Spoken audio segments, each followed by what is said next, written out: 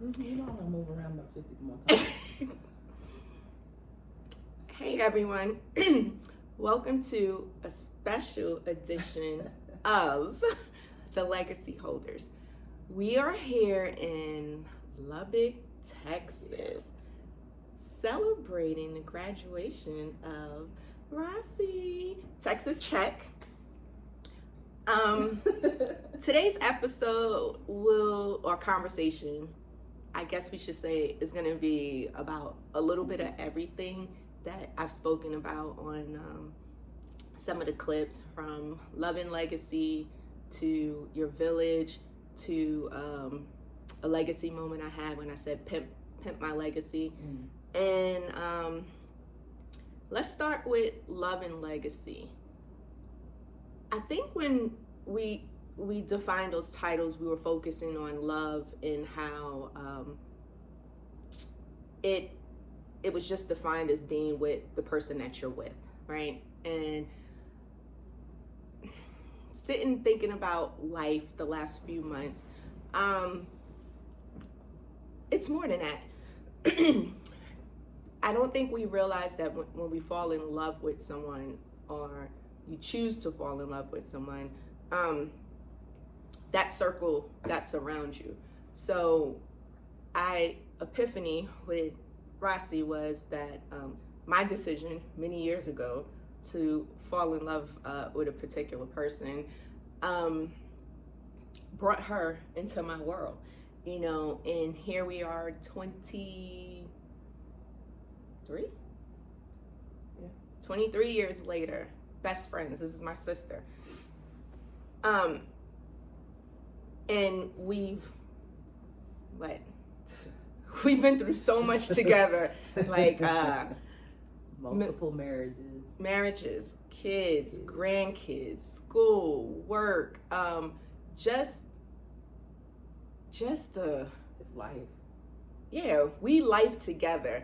And who would have ever thought in a million years that when you sit and you think about the person you fall in love with, how they can bring along people who you will cherish to the end of days. And that was just from one relationship I had. From my marriage, I have a really, really, really close friend. Hopefully we can get her on the podcast as well. It's a cousin of my ex-husband, and her and I were just like sisters too. So these, I don't think that love is just a connection just between those in a relationship. Love and Legacy really focuses on everybody anyone who you open your heart to, to be a part of that village. Yeah, your relationships, especially intimate romantic relationships, I feel like it can enhance or grow your village. Let's see, the relationship she's talking about, I was in a marriage at the time, and other than her, there are some people who I still contact, or we still go back and forth, we talk and things like that. It'll never be as deep as as deep as what her and I share. She knows some deep dark secrets. Vice versa. But it's just weird. When we step into these relationships, I think we're just so focused on the partners that we don't really think about the other relationships that we build. When trying to figure out what it is that you want to be with that person, whether boyfriend and girlfriend, and you turn out to be what is that? Well, I guess people are saying partners now, or situationships, but I don't want to use situationships as a negative term. Or soulmates who just never get married. We foster these great relationships, and we were, before we hit record, we were saying it's crazy how 23 years, we're not with either one of those people.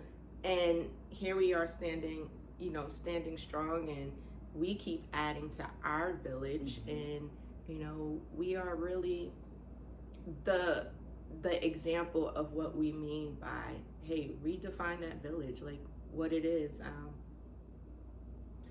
When I tell people she's my sister, they're like, wait a minute. And then, I explain even more that she's my sister from another mother, but she's my sister. Like, in our village, this is my sister, this is Mama Rossi, this is this is who she is. Like, and it doesn't make us disconnected from our blood family.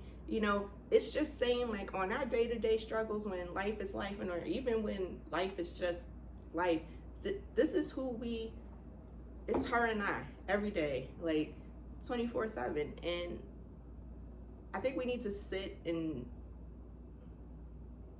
look around your situation and kind of see, hey, do I really have that? I think part of with, like, for you and I, part of it has to do with, we're both the oldest. So we really, other than us, we don't have that big brother, big sister to turn and be like, hey, this is going on. Like, my brother and my sisters, if they want to, they feel like it, they could call me, text me, and be like, look, this is what's going on. I need some advice, or what do you think I should do? Growing or lifing, we really, other than me calling him and my niche, this is what's going on. I need you to help me think through this. Like, she's my think bot. I don't think she realizes it, because she'll be like, well, Rossi, this. And I don't know. I'll be like, oh, that makes sense. Okay, I got it. All right. But other than her, I don't have that. So I think that has a little bit to do with why that bond is so strong. Is strong the way it is. And then when you were talking about the villages, I think when we're in these relationships, partnerships, and we leave those relationships, partnerships, sometimes, or a lot of times, people tend to be like, oh, I'm not with that person anymore, so I'm not dealing with any of those people that we dealt with anymore. And I don't think they realize the connection that they could be causing a loss of, or you could lose some really good people by trying to disconnect yourself from people who your ex or whatever associated with. Does that make sense? No, it does. And you made me think of something else. Take it one step further. Sorry. You can destroy people by wanting to disconnect. And I've seen, and I've personally went through, where people who I've dated, you're so upset with me or bothered with me, are not accountable with your actions, that you intentionally broke bonds with my kids who look at you in a particular way, right? So I think that that's another form that we need to sit and think about. And I'm just sitting here listening like, wait a minute, not only that, like, you can't just run away from one particular thing in a relationship. You're running away from everything. And that goes back to when I had the legacy moment with the P.I.M.P legacy, like, intent. Like, do we intentionally act this way? Are we intentionally selfish? Like, when we make these decisions about stuff like that, then what was your purpose? I don't think it was intentional selfishness. I think it's immaturity and survival mode for some people. Like, it's either me or you. And then, like, that mindset, shoot first, ask questions later. Like, I'm gonna sever this and then we'll deal with the other stuff later on. And then you think back and they come back and they're like, dang, I should have done this, because now I've affected, it's like a domino effect. Not only did I affect the person that I'm no longer with, I've affected their kids, I've affected, it could be a work situation, like there's so many different things that could be affected by the decisions that we make in our relationships. And I think a lot of people it doesn't like they don't look click. At that perspective. Yeah, it doesn't all click until afterwards, and sometimes it's too late. Okay. Dang, Pimp My Legacy really it's a staple. Mm-hmm. Because now it goes to, if you were to have conversations with those folks, it would be perspectives, how they were looking at things at that time, right? Yep. And it brings us right back to maturity.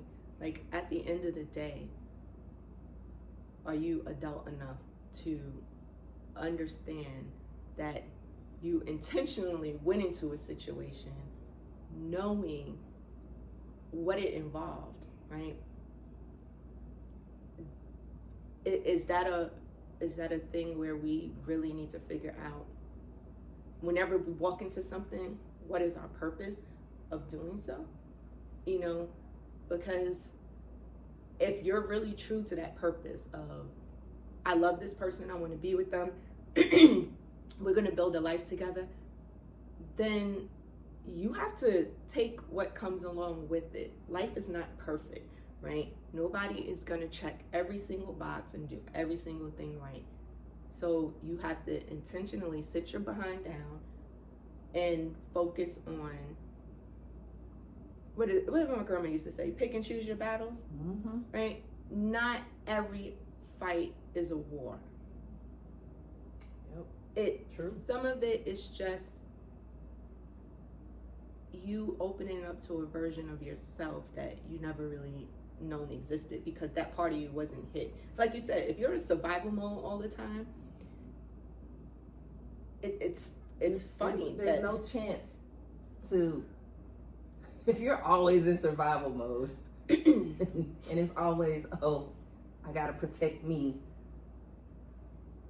there's never the space for the maturity and the intent to come into the relationship, because you're always on the defense.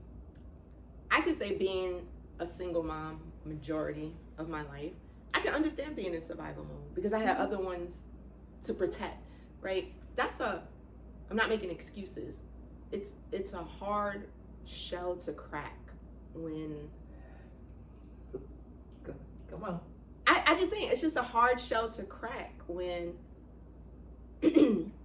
when you've been hurt multiple times, You've right? been hurt, but you're also in the mode of protecting the ones that you brought into this world from similar hurt. Okay. Can you go, Terrence? Can you go turn my phone off? Yeah. Thank you. Let's fast forward this concept to our age, right? Our kids are grown-ish, right? We're in part 2 of navigating love, right? Man. How do you, to me, being a 45-year-old female, with the experience of relationships I've been through, my perspective is, there's no such thing as survival mode in this turn. You done fought so many wars at this point. I don't want to say fight wars. You done been through so much at this point. You can separate that list and say, as a grown adult, this is what I need and this is what I want. And I can work through all the little stuff because I'm not going through all the BS that I was going through before. Mm-hmm. That is something that I don't see in people right now at these age groups, right? Just, they're still using the excuse of I'm surviving. Why? That toolbox is full. Late 40s, touching 50s, we could upgrade some tools. We can't say that we did not know. Half of us have been married over 10 years, kids, have some kids in college, done. I think there comes a point where we are intentionally making up excuses to get out. And to sit there and say you're in survival mode, you're focusing on this one particular thing, you can't do that anymore. You're switching from starting life to developing the ending portion of life, right? So you're starting the end. You know, we started the beginning, now we're starting the end. How can you start to prepare for the end if you're still in survival mode?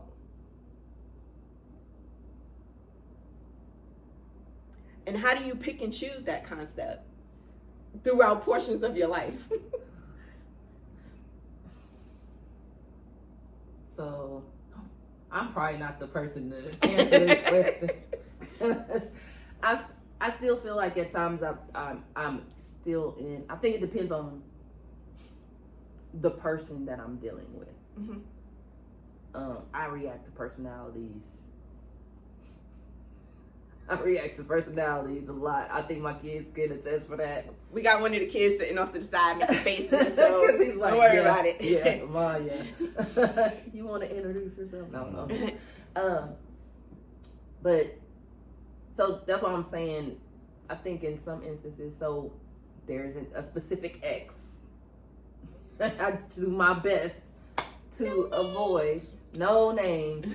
But I do my best to avoid, and then it's like I run into that person and I get it. That's when the survival mode comes up. So it's like situation. Yeah, it is very situational, situational. So that's why I was just like.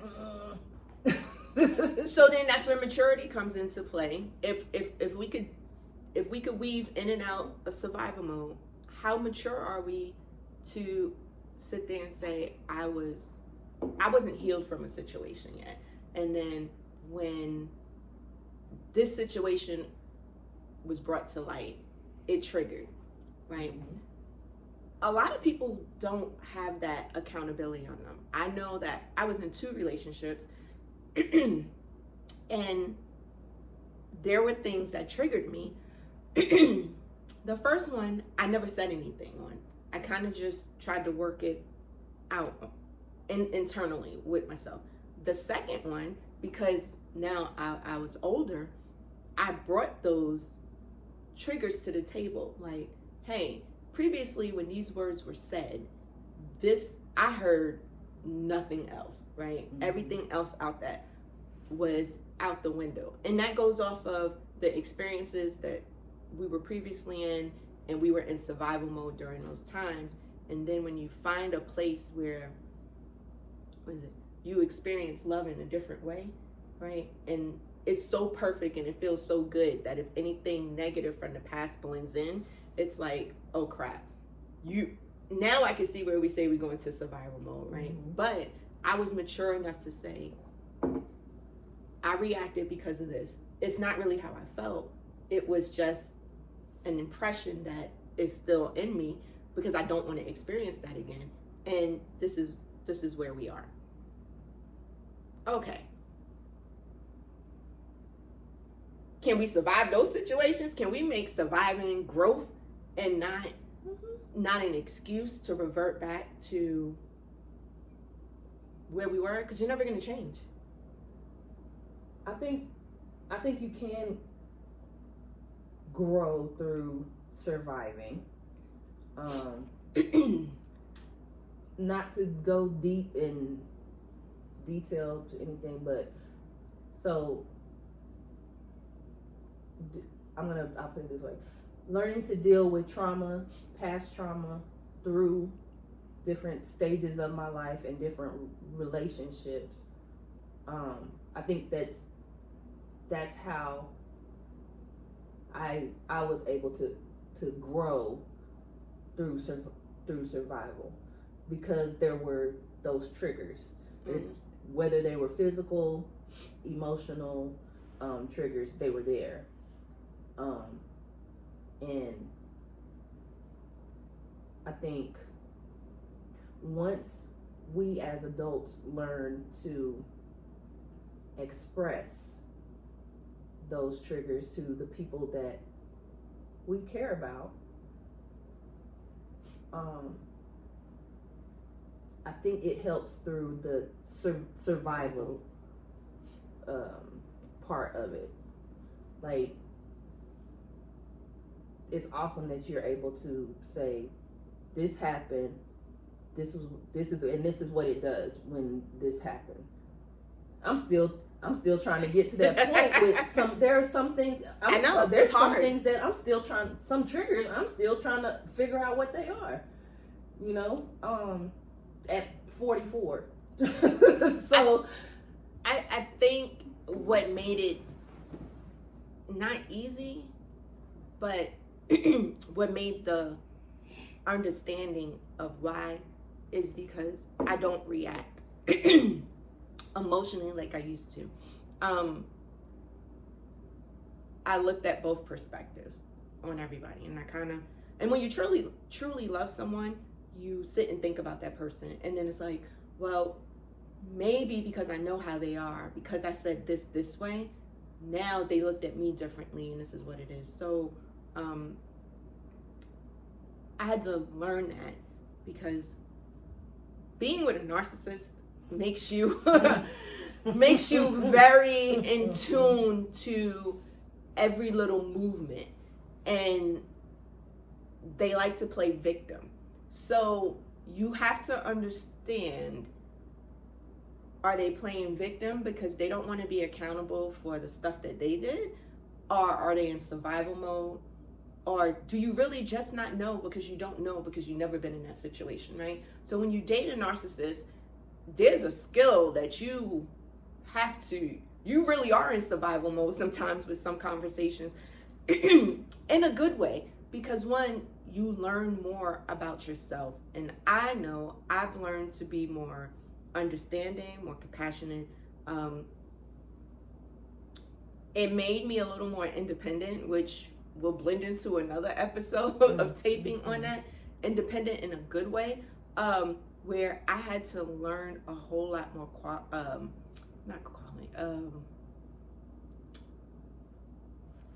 don't even know the word I want to say. I had to learn a whole lot more about myself in order for me to understand, is this a relationship that I'm okay to be in or not, right? And then decisions were made, you know, and let's just say that's that. So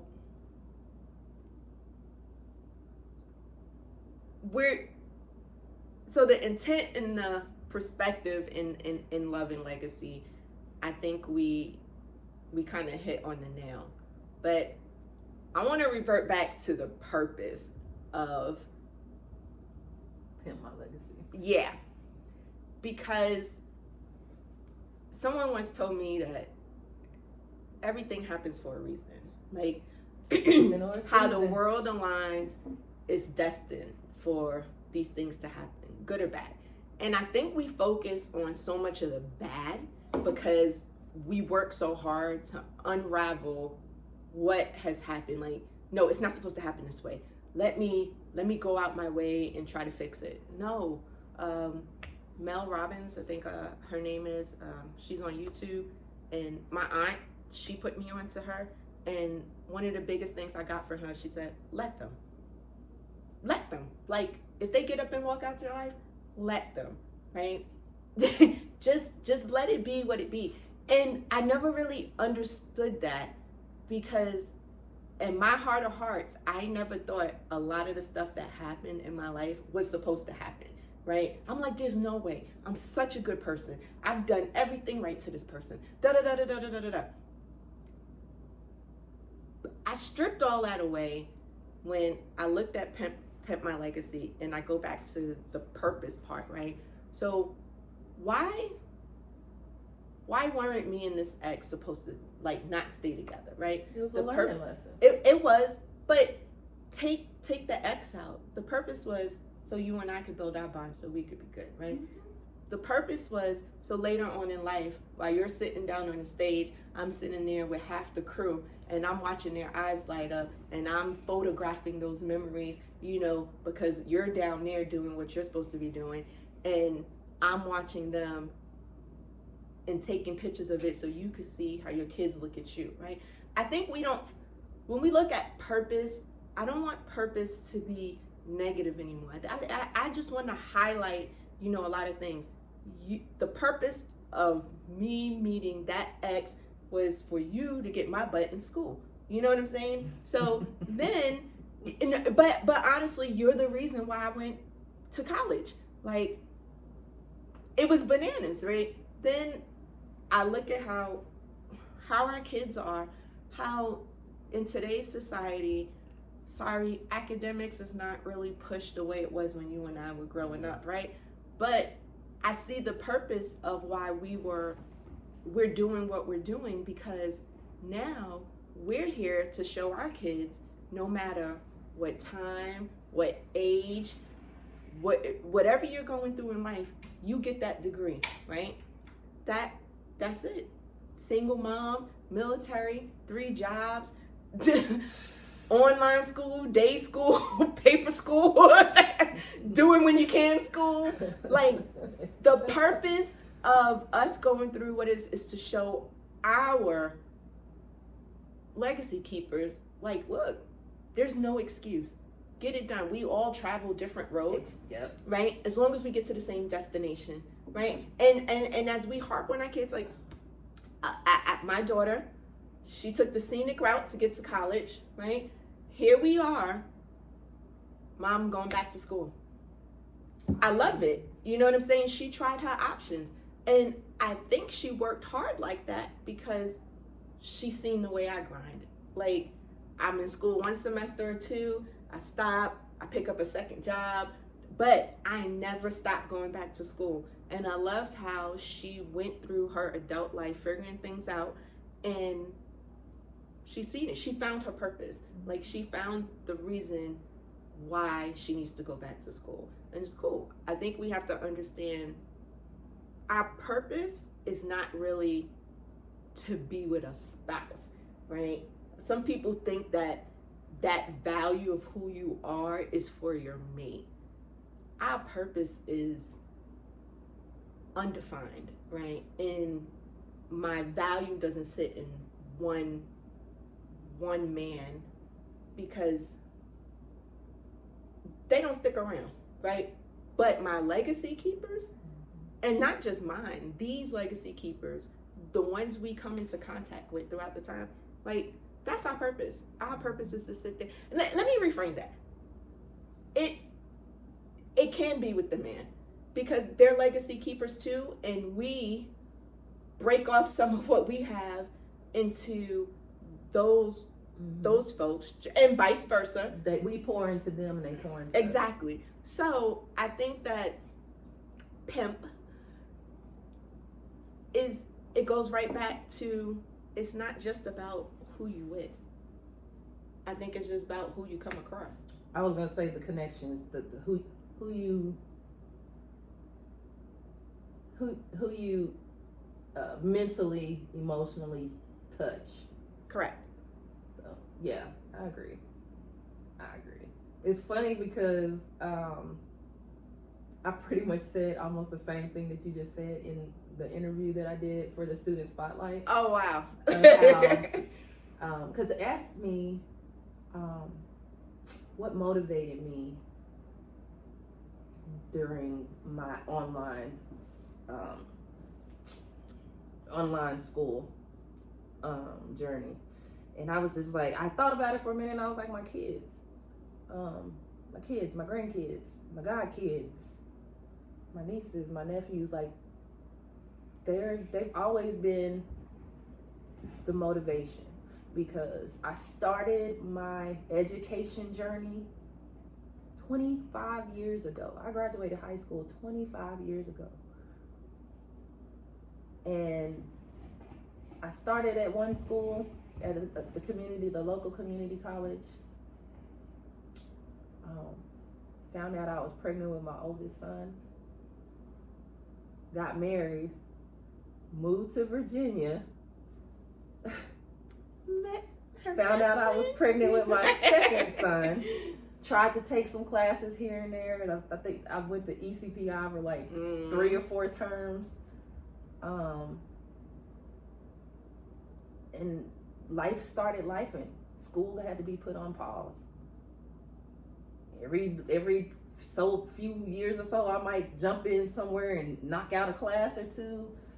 But then my baby boy turned 13, and it was like, I don't have a reason now.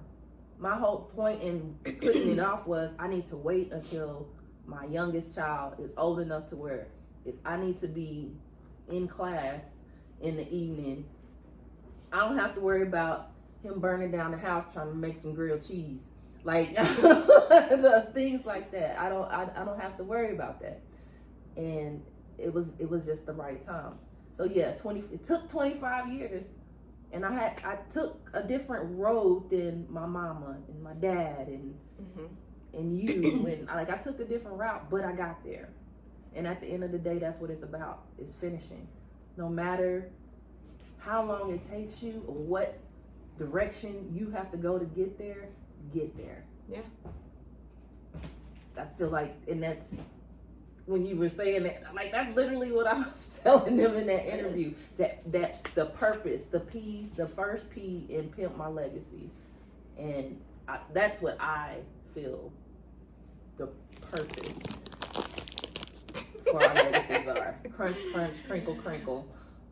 No, you're right. You're right. Very authentic. You said it. Authentic. No edits. No nothing. No, I appreciate the sit down talk for us to kind of,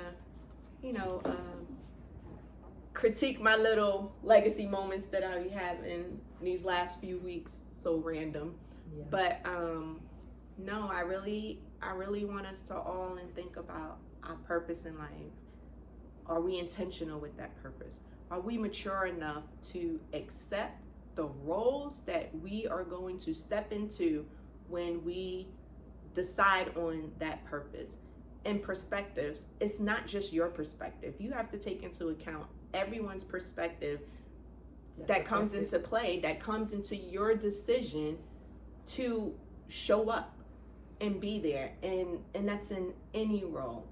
A mentor, a leader, a dad, a mom, a husband, wife, future husband, wife, baby mama, boyfriend, baby mamas, baby daddies, like any title that you put on, anytime you come into someone's life and you put an imprint on, be mature enough to understand how you're going to affect that situation. And if you're going to pour into that legacy, then be there. And if you're not, understand that that is an imprint that you're going to leave on those who are behind. And I just hope that, I'm not going to hope, I say that when I come into people's lives, I've had conversations with folks who I don't talk to anymore, and we kind of talked again in passing or what so, but I love to hear like, hey, because of you, or I was going through this and I thought about you because of X or Y, I try to make sure that I'm a little more accountable for my actions in these situations. I'm sorry, y'all. But on that note, the kids are being silly in the background. But I just want to thank everybody for joining in and getting a little insight more on Pimp My Legacy. And once again, Texas Tech. Let's yes, go.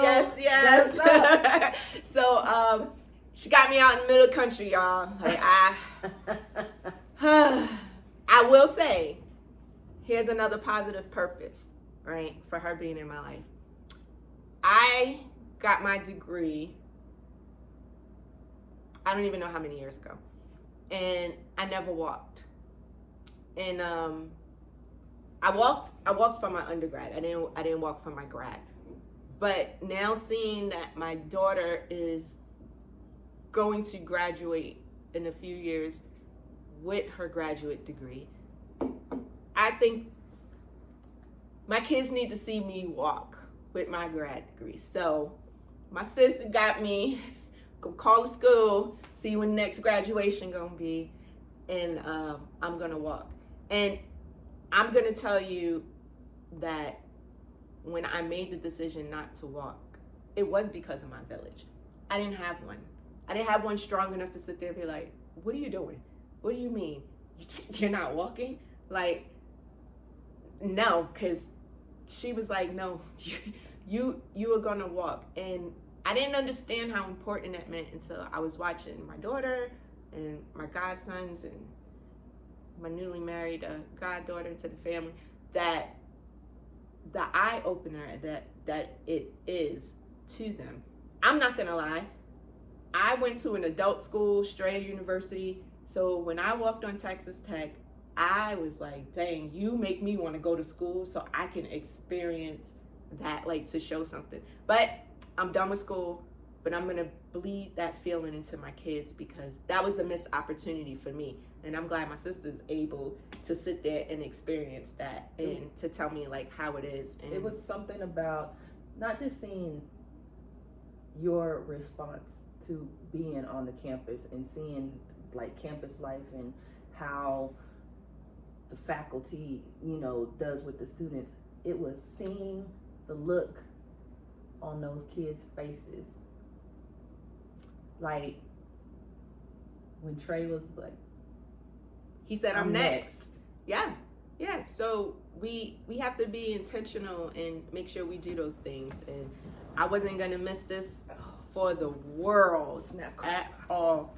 But with that, all right. My 44-year-old knee just said, we're gonna have to talk to y'all later. All right. Thank y'all for joining in. Y'all have a good one. Thank y'all. Bye. Bye.